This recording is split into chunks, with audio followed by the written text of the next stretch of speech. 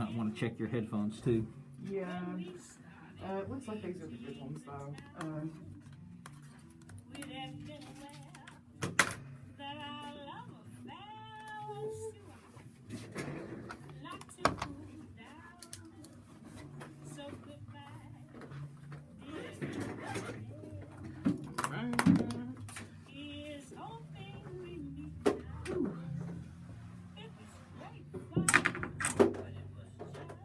It's like I'm visiting you in jail.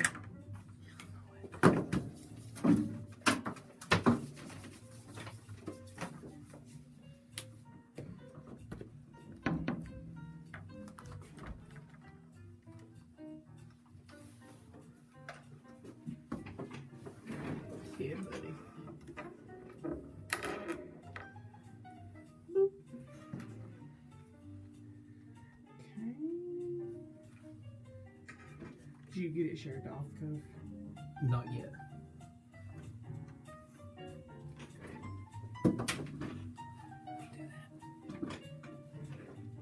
Thank you for reminding me. I tried. To the page. We are Radio Lex, WLXU 93.9 LPFM, Lexington, Kentucky.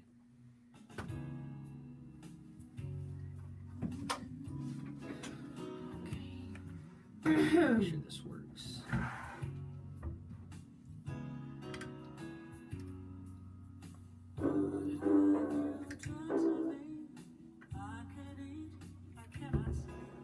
Okay, ready? Ready when you are. Have water. I'll do. You got a water? Yeah.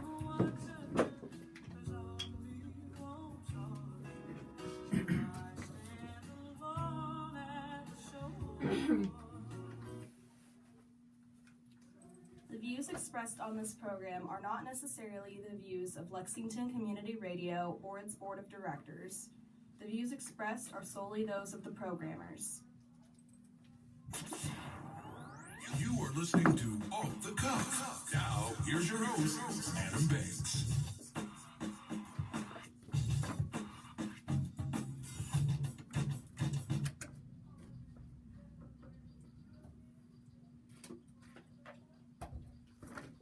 Welcome everybody to Off the Cuff. I am Adam Banks coming at you live from Lexington, Kentucky. Thank you for listening to the show and thank you for tuning in to WLXU 93.9 FM. In addition to listening to us on the radio, you can check out our Facebook live stream at Off the Cuff with Adam Banks, or you can download the Radio Lex app on your smartphone device to listen to us anywhere in the entire world. Amber Turner and I are both broadcasting from the Deborah Hensley Studios here at Radio Lex on North Limestone. Amber, it is a beautiful day, this April 15th. I say it's beautiful. It's a little beautiful. This weather is up and down, cold one day, warm the next. It's just a little chilly. That's it. Someone once said that if it wasn't for the weather, 80% of people couldn't start a conversation. I could agree with that. I mean, you got to think about Yeah. it. It's such an easy way to start a conversation. Hey, we usually start off the show talking about the weather. We do. I think a lot of people, when they have nothing to say, Yeah. they just say, hey, looks like it's going to rain, or yeah, reckon we'll get any rain this afternoon, or... Well, it's something everybody can come to a common ground on that. Everybody loves a good, pretty day, and nobody likes it when it's nasty out. Yeah, and you can always talk about it. Man, we've been having some weather here lately, because there's so much you could talk about when it comes to weather, and you can talk for hours on it. Some people, that's all they talk about. Some people get paid to talk about the weather. They do. There's weather channels where it's 24/7. Who would have ever thought that a weather channel could make it 24/7? 24/7. 24/7. But the reason why we are having up and down weather is because they call this the 5 winters. Yep. The 5 winters, and we're in the 5 winters. Now, anybody who had a grandmother that's over the age of 70 years old, they are aware of what the 5 winters are. But just in case you're not, that's why you tune into Off the Cuff, because I want to tell you about the 5 winters. We are currently in redbud winter. Yes. That's what we're in right now. And how you know it's redbud is because you see redbud blooming. Mm-hmm. Whatever is blooming is what the winter is named after. Yes. So that's an easy way to tell it's redbud winter. And then redbud winter is early April. You know what comes after redbud winter? I don't remember that one. It's dogwood winter. Dogwood, okay. That's in late April. After dogwood is locust winter. Mm. That's in early May. And then in mid-May, we have blackberry winter. Mm-hmm. Get you some blackberries. I like blackberries. And then in late May, it's called birch's winter. Mm-hmm. So you know, and you can identify just based off of what is actually blooming. That's how you know what winter it is. And the 5 winters, it's basically saying that we have below average spring cold snaps. Yeah. And a lot of chilly days and frosty nights. I like that chilly days and frosty nights. And I reckon that you're supposed to, if you do any gardening, Mm-hmm. you're supposed to plant things like cabbage right now. I think that, obviously looking at the Farmer's Almanac's the best on that, but, I was always raised, if you want to start stuff inside, yes, but if you're talking about planting outside, no. I was always raised, you wait till after Mother's Day to plant outside. Okay. Well, those are the 5 winters in Kentucky. We are currently in the redbud winter. Can't wait for the actual summer to start. Amber, I don't know if you know this, but it is April 15th. Yeah. And usually around this time, high school seniors are starting to prep for their senior prom. Mm-hmm. And prom, let me just say, it's too much. Prom is just... It's too much. And in-person proms are happening for students this year, or at least they are here in Fayette County. Yeah. All proms will be around the end of May with outdoor COVID protocols. So Okay. they're going to have it outdoor, and it's going to have COVID protocols, but it's going to be happening at the end of May. But I want to talk about prom right now because it's April 15th. Mm-hmm. This is usually around the time people start prepping and getting ready Oh, yeah. for prom. And the reason I say prom is too much, Amber, because it is. It is. There's a lot of pressure that comes with prom. Mm-hmm. I would be an advocate for canceling prom altogether, not having prom for people, but I know that's a little ridiculous, and just because I hate it, that don't mean everybody hates it. Yeah. But I don't know if it was just like this in the county we grew up, but I've heard a lot of places do this. There is a junior prom and a senior prom. I would like to think that that's just something that we done back home, but unfortunately, no. It is something that a lot of people do, and They have 2 proms, junior and senior. Yes, and they're usually combined, just like ours was. Yeah. So you just got this influx of all these people, and it's like, well, why don't we just have this during normal school hours? Because everybody's here anyway. Yeah, let's cancel the junior prom. I'm down with cancel. Can you get behind that with me? Canceling the junior prom. We could keep the senior prom. Yes. But junior prom, because apparently they have a junior prom, and the junior prom it's just a way to get the junior class to help the seniors out with decorating the gym. Or I don't even think people have proms in gyms. I think that we had proms in gyms. I think we had a problem in the gym. But, Amber, there was a principal that actually canceled prom back in 2005. He was fed up with it. His name was Kenneth Hogelin, and he sent out a letter to the parents, just in a little memo, canceling prom. He said he had enough of it because of all the stories that he heard about prom night. He said that students were putting down $10,000 to rent a party house in the Hamptons, pre-prom cocktail parties followed by a trip to the dance in a liquor-loaded limo. He heard about fathers chartering boats for their children's late-night booze cruise. So he said, you know what? I'm not doing this. He says, where was this at? This was in New York, in Long Wow. Island. He says, in the memo, he says, it's not primarily the sex, booze, drugs that surround this event, as problematic as that may be, but it is rather the flaunting of affluence, assuming exaggerated expenses, a pursuit of vanity for vanity's sake. In a word, financial decadence. So he canceled it. Yeah. And I was like, you go, Principal. You go. Because prom is just too much. It is entirely too much. Because that's what, you got to think, like this principal is saying these students were doing at this Long Island High School. There were parents chartering boats for their kids loaded with liquor, limos loaded with liquor, for these underage kids to have prom night on. Yeah. parents doing this. No. So if your parents ain't going to stop you from going out and drinking, who's going to? So so the principal had to step in there and say, you know what? I'm not about to have 50 DUIs and half of my senior class die because parents are so stupid by somebody wanted to booze cruise after the prom. Booze cruise. But who are these parents? Obviously people with a lot of money. That sounds like a good idea, don't it? To just load your 18-year-old kid, daughter probably, or son, whatever ride they're taking to the prom, but let's load it down with liquor. That's good parenting. Yeah. That's good parenting. And you know there's people out there that are listening right now. You know who you are. You've done it too for your kid. I'd rather you drink at home. Shame on you. That's ridiculous. I can't stand that. When I hear parents say that, if you're going to drink, I'd rather you drink at home. How about I'm against drinking, don't drink at all, not under my house? I don't get that parenting either. I don't either. But I think the biggest thing that you missed about this prom fiasco was, do you remember how... Well, no, you don't. You're a man. Ugh. So when guys go and you pick out tuxedos, do you care that if somebody else has the exact same tuxedo on that you were going to have? Back when I went to prom, it wasn't like it is today. I can't believe of how many different types of tuxedos there are. I used to just think there was black tuxedos and white tuxedos, and you wore it one way. You could wear it with a bow tie, or you could wear it with a tie. But now it's just... I love how you said back when you went to prom, like, we didn't go to prom together. Well, back when we went to prom, you and I... We went to the same prom. We went to the We same didn't prom. attend it together. No, we did not. Guys, he didn't ask me. He asked somebody from another school. Well, and that's another thing.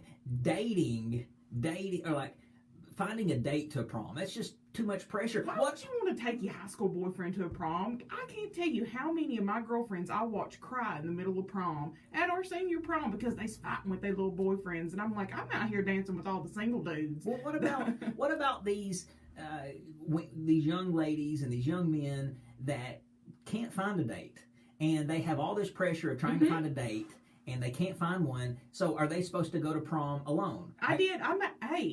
Junior year, because you talked about junior year prom. I was stood up junior year prom. And you know how that probably makes them feel walking into prom alone? It made me feel. How do you think it made me feel? How did it make you feel? It made me feel low. Had to. Well, when I decided to go my senior year, everybody was like, "Oh, are you not going to ask anybody?" And I was like, "No, I'm not going to go through that same embarrassment again." So I chose to go alone, and I'll say I had a funner time than everybody did. Yeah, I mean, it's too expensive. Too expensive. The date, you got to buy everything for your date. Talking about the guy usually pays for everything. He pays for everything. The limo. I want to know where these guys that pay for everything is at. Please tell me. Show me. I ain't never met none of y'all. I paid for everything. You have to take those awkward prom pictures. Oh, see, I didn't have to. Yeah, awkward prom pictures. So I opted out of those.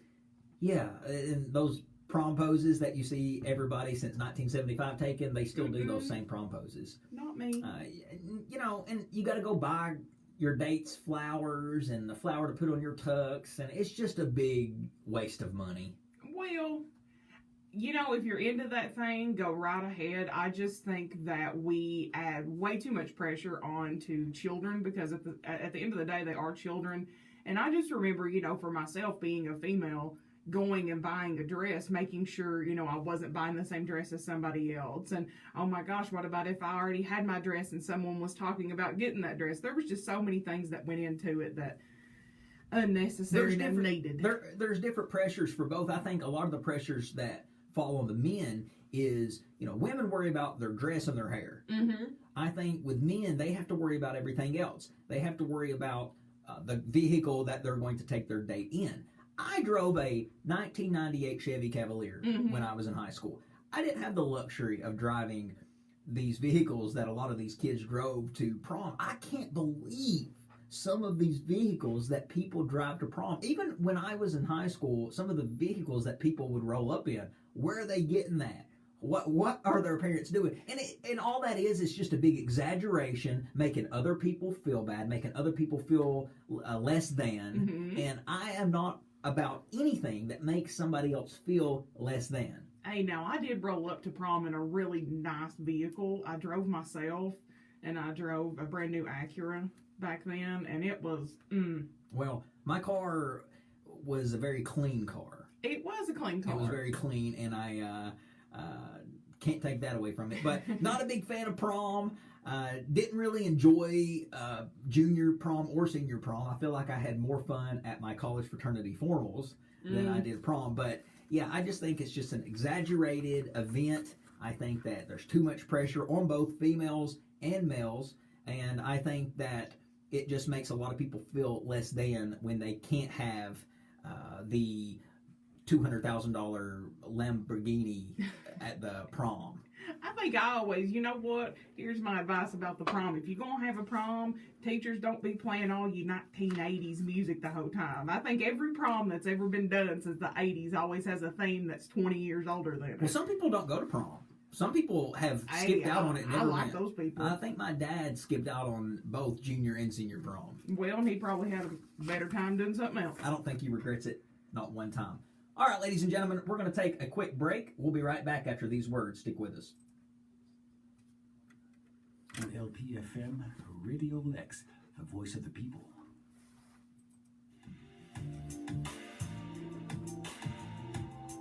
Radio Lex and State Farm present Good Neighbors, Good Drivers.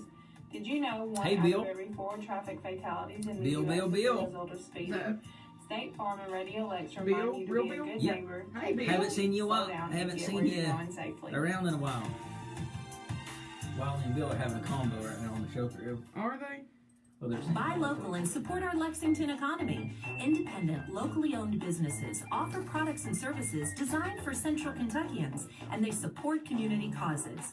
Compared to buying from national chains and big box stores, when you shop local, you keep 3 times more money in your community. Your friends at Local First Lexington thank you for shifting more of your spending to our local merchants, restaurants, service providers, artists, and nonprofits. Think local, buy local, be local. X gon' give it to you. Wait for you to get it on you. Welcome back, everybody, to Off the Cuff. Adam Banks here with you. Amber is also in studio with me. How sad is this? I feel like we were talking about it last week, and We were. we had such high hopes that things are going to work out. We did talk about it last week. It was 2 weeks ago that DMX, who everybody knows as they know him as DMX. His real name is Earl Simmons, but DMX.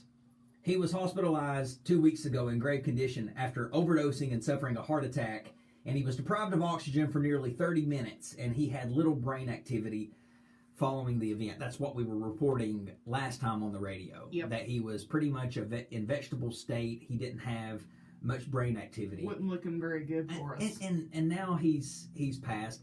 I think that when you get to a certain point, and when I say being in a vegetative state, I think that I would want to go too. I would hope whoever is over the plug, standing over my body, if God forbid that ever happened, I would want to go too. I would not want to be laying there in a vegetative state. I can agree with that. I can. I think that would probably be one of the saddest things to experience, especially when you're somebody, like him who, X gonna give it to you, and then now, unfortunately, he's no longer with us at all. 50 years old. Young man. That's all he was. He died on April the 9th. And see, his manager stated that he was comatose and he was set to undergo all these tests to determine his brain functionality, and then his family will determine the best option from there. So I think they just decided that it's time for him to go, and it's just very sad. And drugs isn't something you want to play around with. It can kill you. You don't want to do something temporarily that has long-lasting effects. No matter your age, and 50 years old is such a young age. Unlike Prince Philip, Amber, who also passed away at the age of 99 years old. Wow. Living old to be that old is, you have to feel like you've done a lot of things right in your life for God to give you that many years, don't you? Well, yeah, to live that long. Yeah. You see a lot in that time, too. A statement posted on the royal family's website last Friday morning said, "It is with deep sorrow that Her Majesty the Queen announces the death of her beloved husband, His Royal Highness the Prince Philip Duke of Edinburgh. So who was the Prince Philip? Who was he? Prince Philip, he was the husband of Queen Elizabeth II. Now, he wasn't royal. He did not have royal blood flowing through his veins, but he was married to the Queen for 6 decades. Wow. So, I mean, you talk about being married in or grandfathered in. Grandfathered into that role, baby. After 6 decades. And you also have to think, he also fathered the future king, the heir to the throne, because he is the father of Prince Charles. He is. Who is the heir to the throne. So he had a lot of power, and I'm sure he threw around his weight. They said that he had a potty mouth on him. They said he always used to say inappropriate things. Well, so he would have been who I wanted to sit beside them. Somebody saying always inappropriate things. He married, it says in 1939, King George V and Queen Elizabeth, that's the Queen's mother. Not Piddle. No. Toward the Royal Naval College, Philip escorted their 2 young daughters, Elizabeth and Margaret, who were distant cousins of Philip's through Queen Victoria. The 13-year-old Elizabeth, who is now the Queen, developed a crush on Philip during the trip, and Elizabeth and Philip began to exchange letters, which would continue for the next several years. So Philip remained the Queen's consort for more than 6 decades, having accompanied her in her official duties and appearances throughout the world. So anytime you've seen Queen Elizabeth II, you've seen her husband, Prince Philip, right beside of her. Not too far behind. Yes. And he passed away at the Windsor Castle at the ripe age of 99. 99! I think, the saddest part about all of it, though, was did you see that there was an uprising in all the memes that people made about him? There was like a whole slew of memes that were made about, I got 99 years and this is the one, and like things like that. And I was like, wait. I know. I didn't see a lot of love, a lot of sympathy for the prince's death. No, it was that poor picture of that poor decrepit man in the back of that car looking like death that people put up everywhere. Please don't let people do me like that. Why do we do people like that? I know. When people pass away, they want to show the most recent photo. I don't agree with that. No, poor Patrick Swayze. I think about him all the time when I see stuff like that. Because that's not what people remember them as. People don't remember you feeble and old. They want to remember you how you looked in your daily. Exactly. How would people feel if I come and kicked in their bathroom door and they's on the toilet and snap a big picture of them? Here you go, last picture, baboon. Some people will. For the last picture, they'll post the very last picture that person took. And that's disgusting. It's mean. It really is. He was 2 months shy of being 100 years old. Wow. 2 months shy. So rest in peace to Prince Philip. Amber, we've talked about the vaccine a lot. And Prince Philip, I don't know if he was vaccinated or not. People do pass away from other things besides COVID. Wait, what? Like being 99 years old.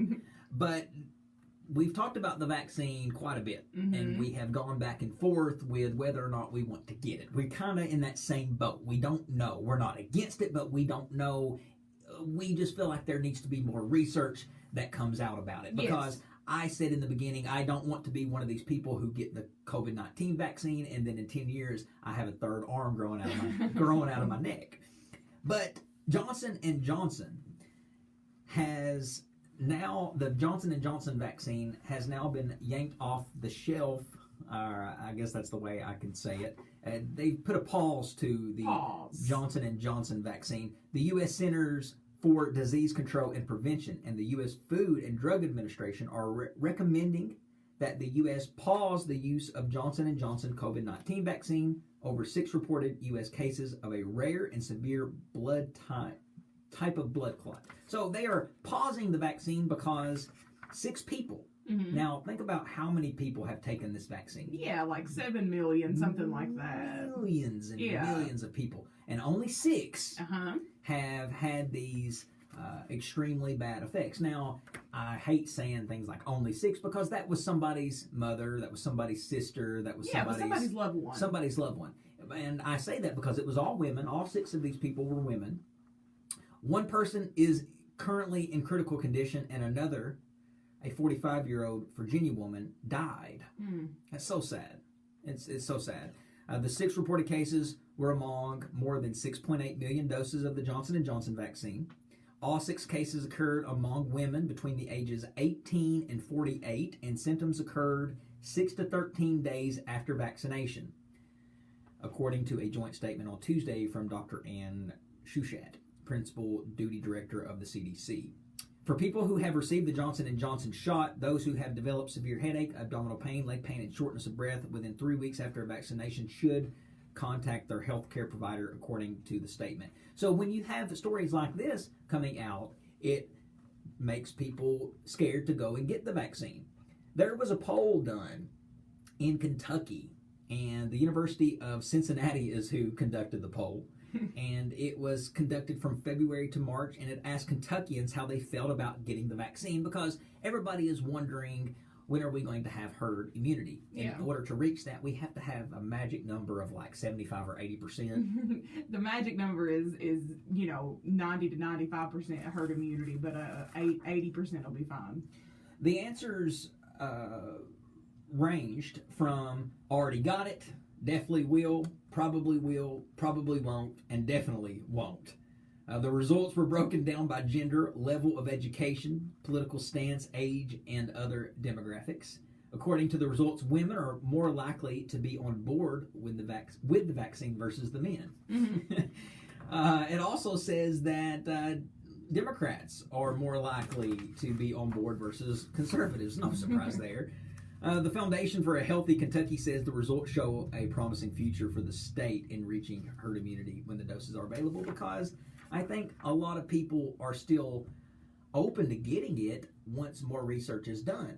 But when you have things like this happening, as what happened to Johnson & Johnson, it does nothing but make people not want to go and get it, because this was only, 2 months after being on the market? Well, imagine 6 months from now. Don't look at it that way. You got to look at a lot of things that play into this. The demographic of women, it's 18 to 45. That's also the same age range as to which women will use birth control. And if any woman has ever taken birth control, we know that 1 in 1,000 women have the chance of, developing blood clots, just as, they're talking about with the Johnson & Johnson COVID-19 vaccine.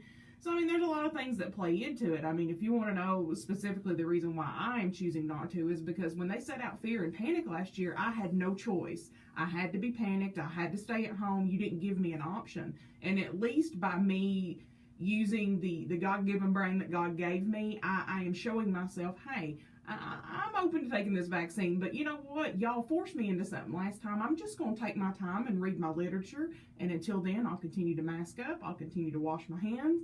And I'll continue to maintain social distancing. Yeah. And when I feel like I am sufficed with my own evidence-based research, I'll go right ahead and trot myself right on down to a vaccine clinic. And people are so quick to just go and get it without any research. That's what boggles my mind, is just how quick people are to go put anything in their body. And as I've preached before so many times on this show, just do your research. That's all I can say. All right, ladies and gentlemen, we got lots more Off the Cuff coming at you live after these words. We'll be right back. You're listening to Radio Lex, the voice of the people, WLXU 93.9 LPFM, Lexington, Kentucky.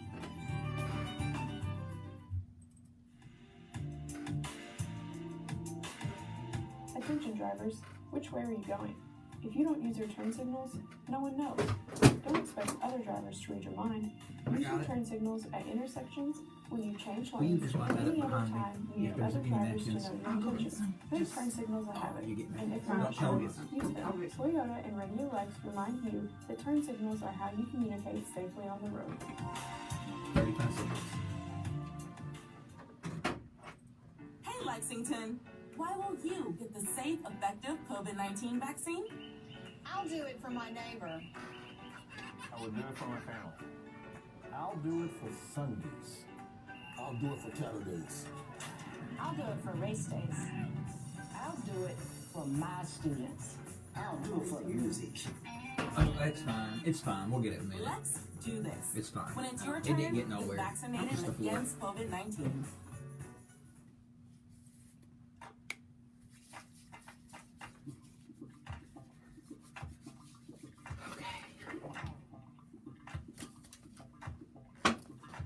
donation to Radio Lex makes a difference. Many of our donors tell us they wish they could give more. If you are looking to get rid of a vehicle but don't want the hassle of selling it or fixing it, consider donating it to Radio Lex. Donating your car is a fast, safe, and easy way to support the programming you value. Make a difference by donating your unwanted vehicle. Just go to radiolex.us/car. You'll like our next segment. Okay.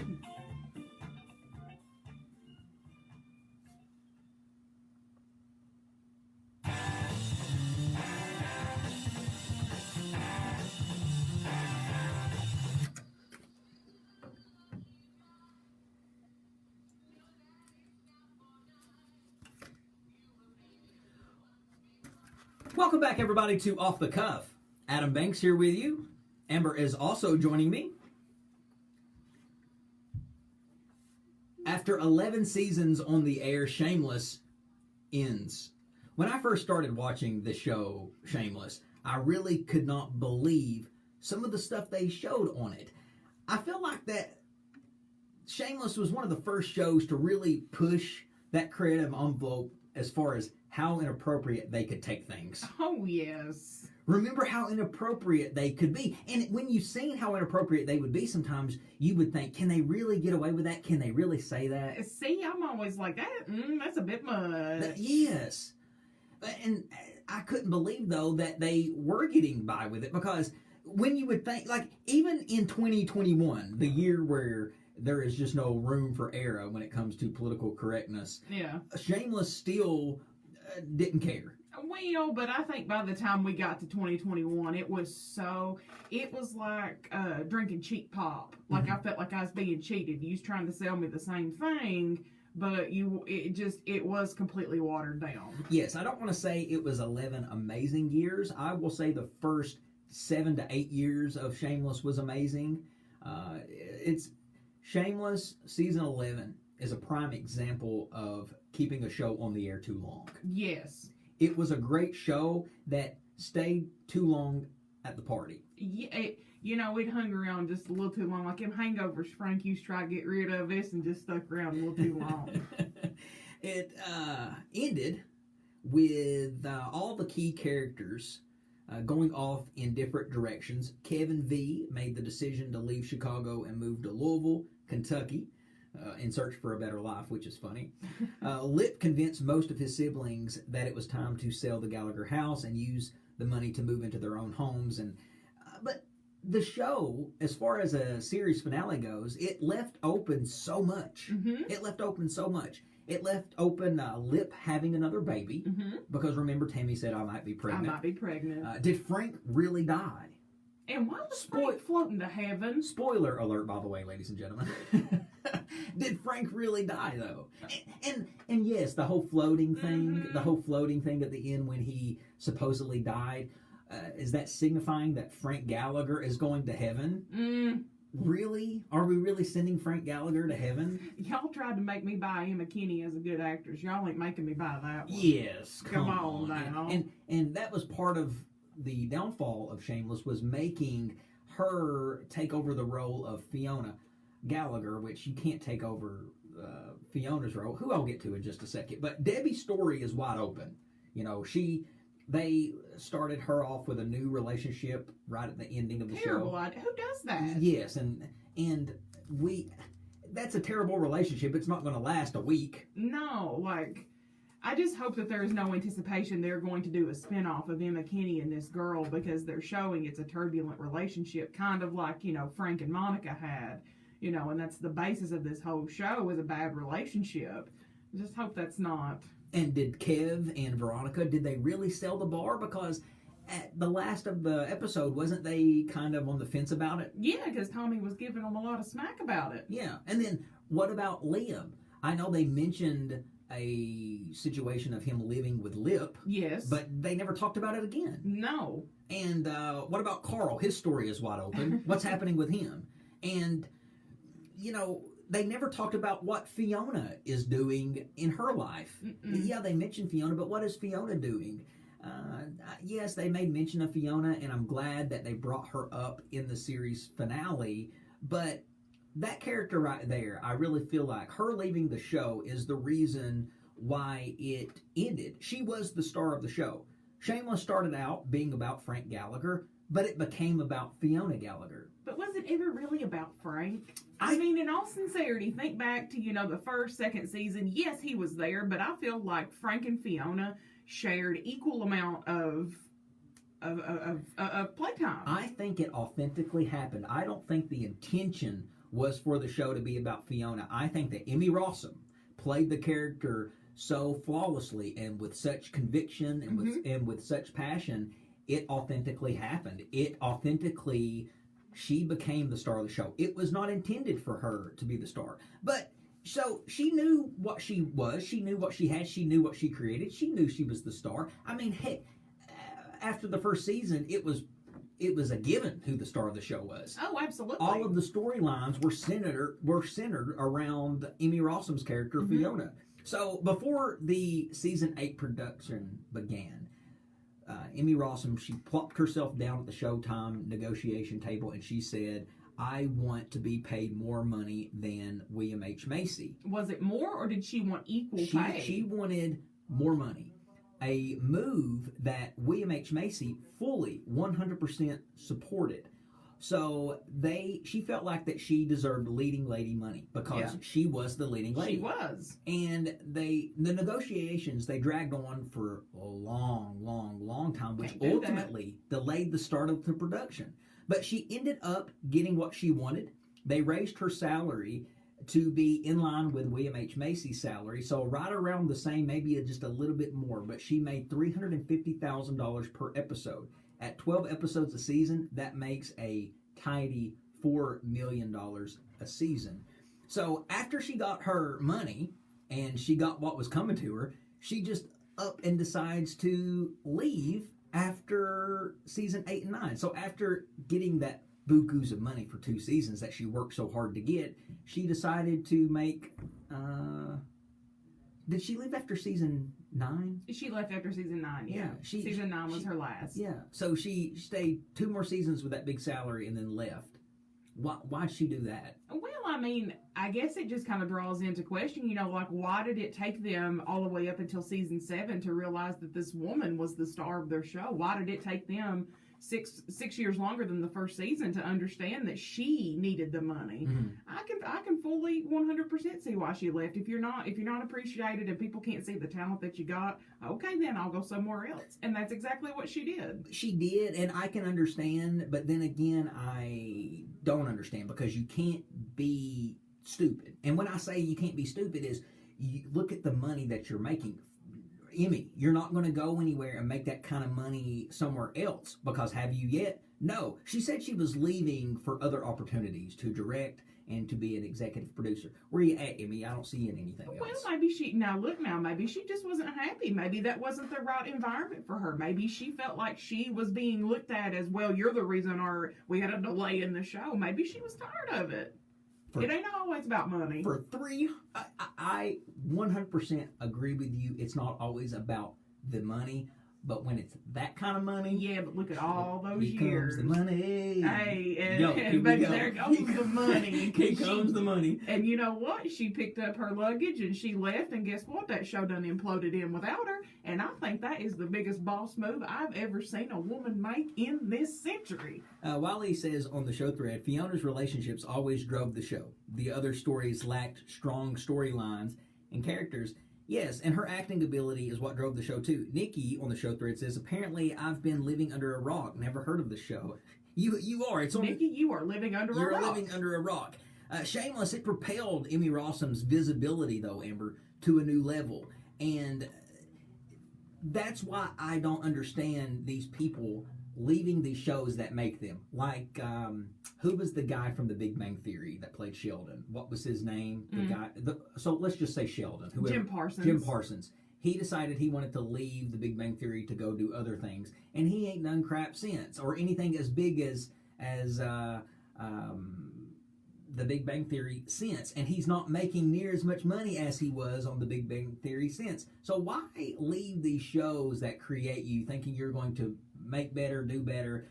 It's like Ellen Pompeo with Grey's Anatomy. we all can agree that that show has went on way too long. About 10 seasons longer than it should have. Way too long. And she's killed her creation. She has, because she's let it go on so much. But she's laughing all the way to the bank because she has managed to keep a show on the air that manages to keep paying her like $600,000 an episode. So she's like, sure, you want to sign me up for 24 more episodes? Sure, you're just going to have to pay me for them. She don't care if that show goes on for 30 years. She don't care how bad it gets as long as you pay her. And that's terrible. Why would you want to put that kind of product out? Right, because if you want a future in the business, you are going to be, that's a disdain on your reputation. Exactly, and look at Emmy Rossum. Anytime people look at Emmy Rossum, unfortunately, you know, that woman took all her clothes off. Mm-hmm. Every single article of clothing that woman's ever had on, she's took off in front of the camera for us. Yeah. So, no, I mean, you know, she's got a reputation she's going to have to outlive. Again, I see why she left.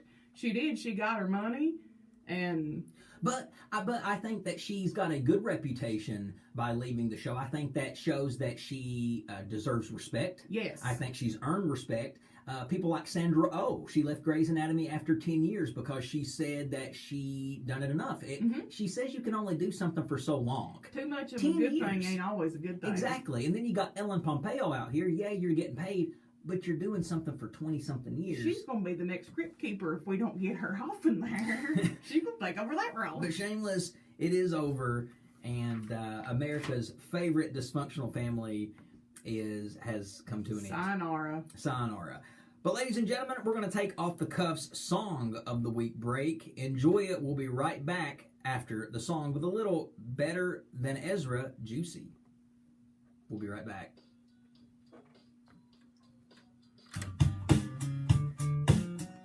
MySpace song.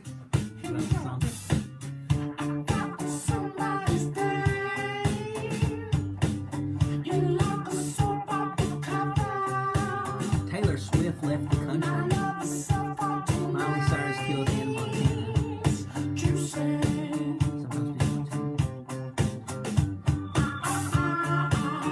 Very true. People do what read for themselves sometimes.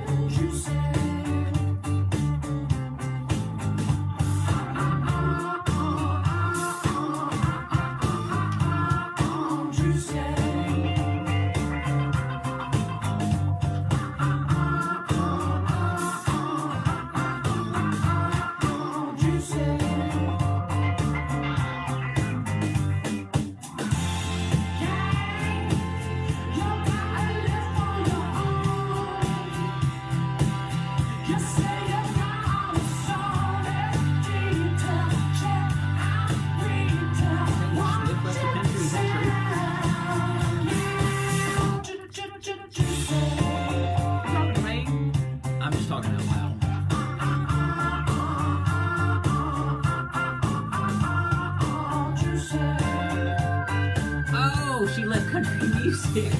Yeah. I thought he meant she left the country. Here I was Googling that.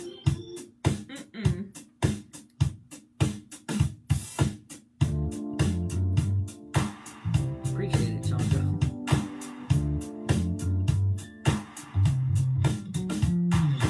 I smell what you're stepping in now, Chandra.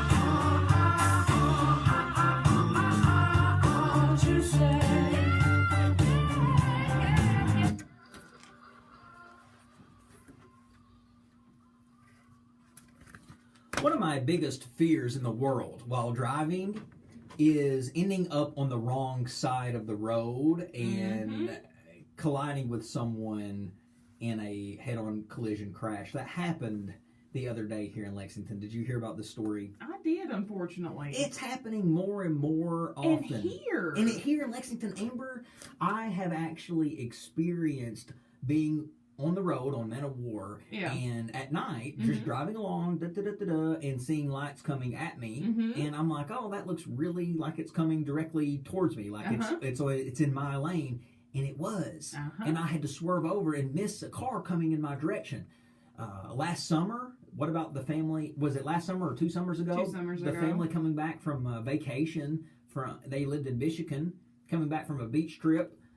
And got into an accident on the interstate right by the Boonesboro exit because of a drunk driver on the wrong side of the road. Killed them all. Crashed and burned up the whole family. Hey, my husband and I were talking about it this morning. Driving in, Lexington is so bad as it is. There needs to be like an expressway that only people from out of town, you have to use that. And if you get on the roads that us actual Lexingtonians use, you got to pay a fee. Now, the road people, they try every way possible to keep you from going into the wrong direction, the wrong way. But sometimes it is very easy to mistake what lane you're getting in. And I've been driving for about 20 years now, and I've never, ever gone into another lane. You never went down a one-way road? No, I have not. I pay attention when I'm driving. And I have driven in Spokane, Washington. That place should be a one-way road city. I've never ended up, thank God, on the wrong direction on the interstate. I have ended up on one-lane roads. Thank God it wasn't enough to kill me or to even get into an accident. But I have ended up on the wrong side of the road before because of just poor signs and things like that. But they try every way possible to keep you from doing that on the interstate. So what happened here is one woman is dead and a Lexington police officer is in serious condition after the two collided their vehicles early Monday morning. So the collision happened at 1:36 a.m. on New Circle Road between Harrodsburg Road and Nicholasville Road.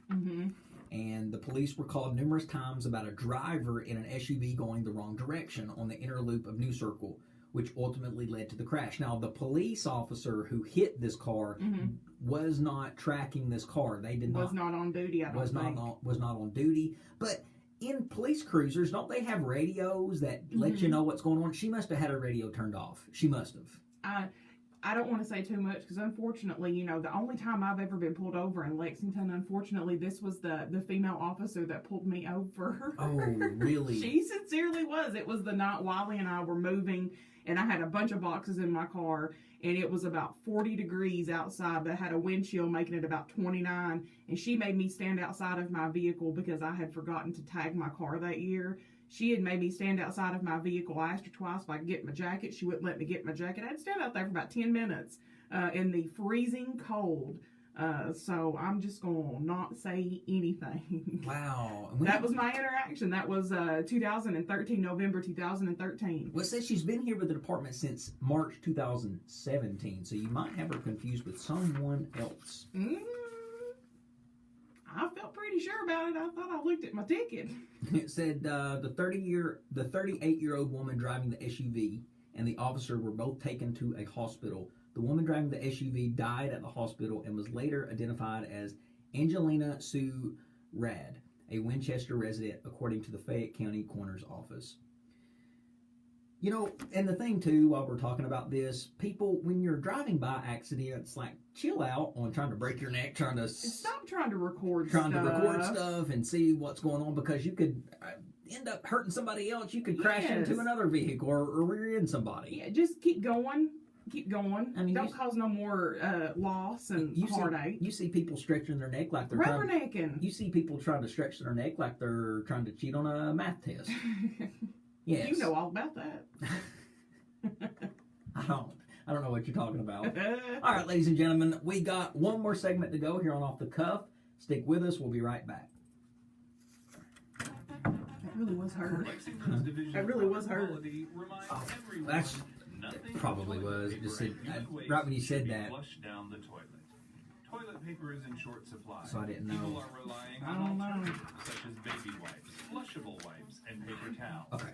These items do not break down and can clog home One more segment. and damage the city's pump stations. Find more information on Facebook at Live Green Lexington and on Twitter and Instagram at Live Green Lex.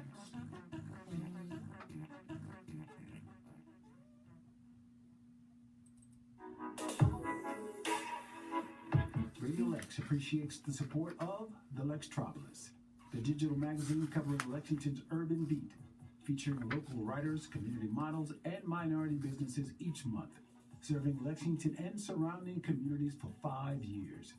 To learn more, you can visit www.thelextropolis.com. For the people, by the people.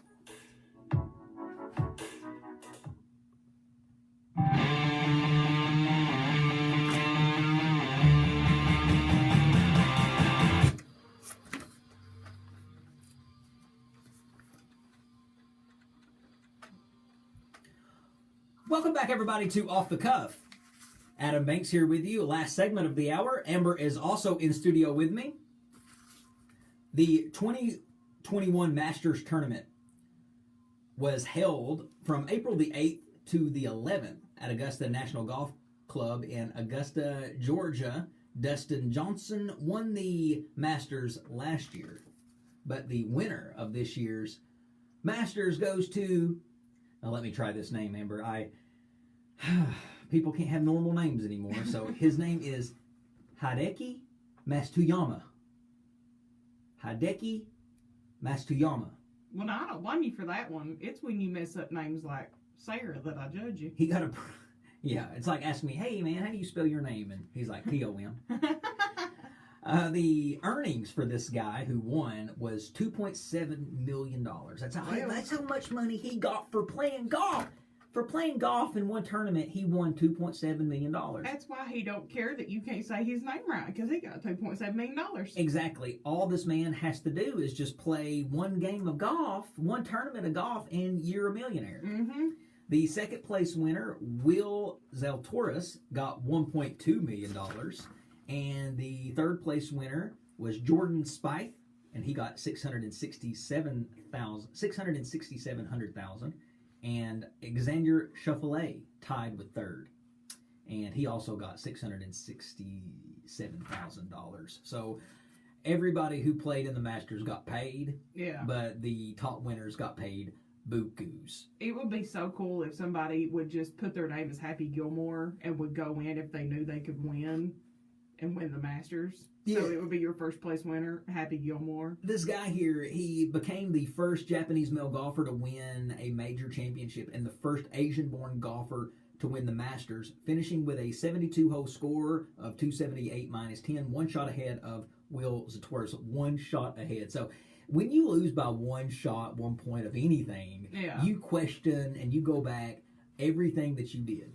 You go back with everything you did and you question, man, if I wouldn't have just did this, if I wouldn't have turned this, if I would have just cared a little bit more on this hole than I did that one, I would have won. So, and it was a pretty big significant amount, like $800,000, $900,000 difference that the winner got versus second place.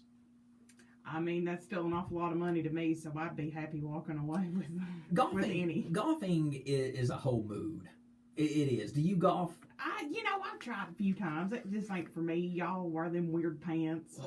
The outfit, though, I think that people dress that way for golf is because golfing is one of these sports. It's not really about how good you are. It's about how well you look doing it. Mm-hmm. So half the battle with golf is not how well you play. You just need to look like you know how to play. See, I thought people wore them stupid pants and them big loud shirts to get people sidetracked and get people looking over at them instead of thinking about their shot. That's a good theory. It's a perfect way though, golfing. It's a perfect way to get outside. If you want to just spend a day outside, enjoy nature, enjoy just beauty, go golf, because golf courses are beautiful. Yeah, they're gorgeous anyway because of the landscape. These golf course management people, some of the most best gardeners in the world because they build oases for people. You want me to bust you bubble? Sure. A lot of those oases are built on reclaimed land that come from like landfills and things like that. Well, they turn it into a beautiful, beautiful place. I like going to the driving range, just chip a few balls. You don't really have to put up with the snootiness of golfers because Amber, I don't know if you've ever known this about golfers, but they're a little bit snooty. Yeah, y'all are rude. I mean, golfers, they expect you to play well. They expect their baby Tiger Woods. They do. When you golf with strangers, they expect you to, they don't know you from Adam, but they expect you to golf like Tiger. And when you don't, they let you know.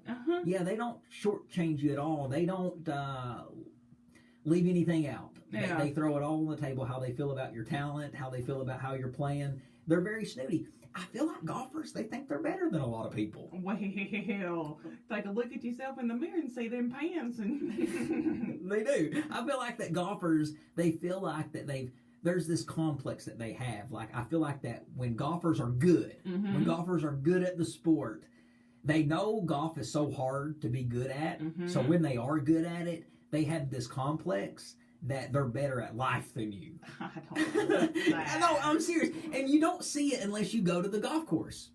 Well, the only way I'm going to go is if there's ever like a group of people that just want somebody to drive the golf cart. Yeah. I can have to be real big and strong to knock the ball far, but you could see a bodybuilder hit the ball and it go dink, and it goes like a couple inches, and then you see a 90-year-old man wobbling like Prince Philip to get to the tee. Yeah. And he can barely raise his arms to swing, and he knocks it 300 yards. And you're like, how in the world did you do that? Because it's all about technique. It's all in the hips. It's all in the hips. As our not Happy Gilmore, what with Chubbs. As our old friend Chubbs would say. But golfing, it's a whole mood. It is. It's fun and frustrating. And now, did you get into it only because you found them golf clubs at that yard sale? That's what made me want to start golfing. Okay, yes. Okay. But it's addictive too, because you're outside and it's just very addictive, and it's a lot of fun. Some poor man right now wishing he could golf with his nice big set of clubs, and you got them. All right, ladies and gentlemen, that wraps up another episode of Off the Cuff. You can listen to all of our previous episodes by subscribing to us on podcast on iTunes, Spotify, YouTube, or wherever podcasts can be listened to. You can follow my beautiful and thin co-host, Amber, I love that thin in there, at Ambu447, and you can follow me, the host, at the Adam Banks. You can follow Off the Cuff on Instagram and Facebook at Off the Cuff with Adam Banks. Ladies and gentlemen, that is Amber Turner. I'm Adam Banks, and this is Off the Cuff. We'll catch you next Thursday from 4 to 5.